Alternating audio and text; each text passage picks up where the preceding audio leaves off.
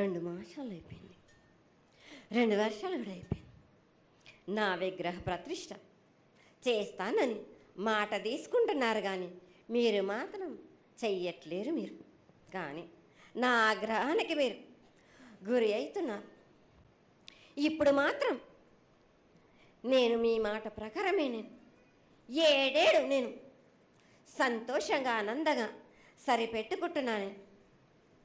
నా బాలవచలందరినీ నేను ఏ ఆపద వచ్చినా నేను కాపాడుతున్నా. నేను ఏ ప్రమాదాలు వచ్చినా కానీ కాపాడుతున్నా. నేను మీరు మాత్రం నా మాటకు మాత్రం ఆచరించట్లేరు. మీరు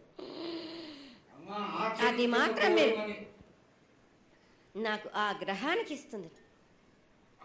ఆచరించకపోవడం అనేది ఏం లేదు తల్లి.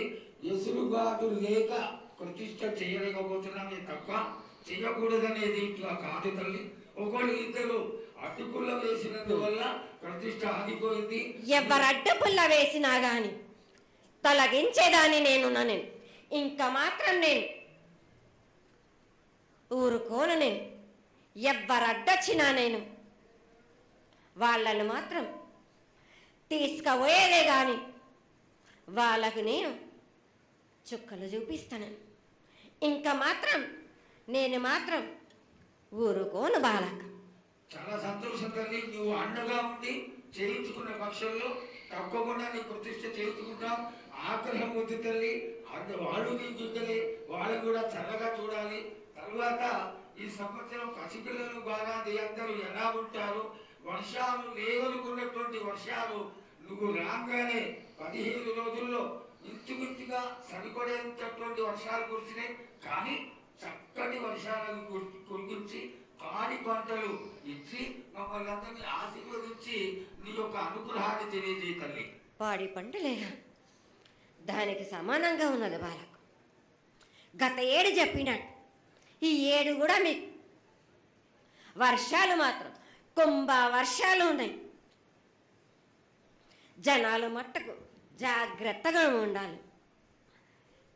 కొట్టుకుపోయే ప్రమాదం కూడా ఉన్నది. అగ్ని ప్రమాదాలు ఉన్నాయి. కుంభ వర్షాలు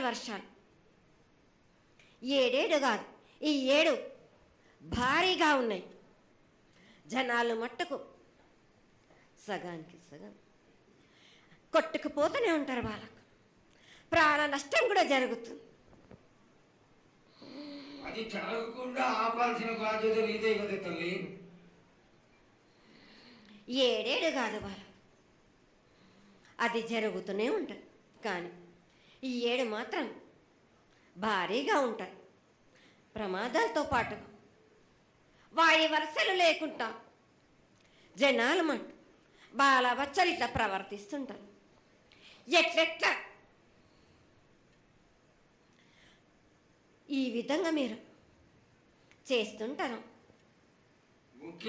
వాయు వరుసలు లేకుండా కళ్ళు తల పైకెక్కి మీరు ఘోరాలు చేస్తుంటే అట్లట్లు మీరు ఈ 7 మీరు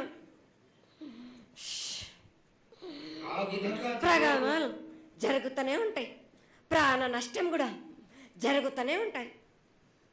వాళ్ళని మాత్రం నేను మాత్రం వదిలిపెట్టను. నేను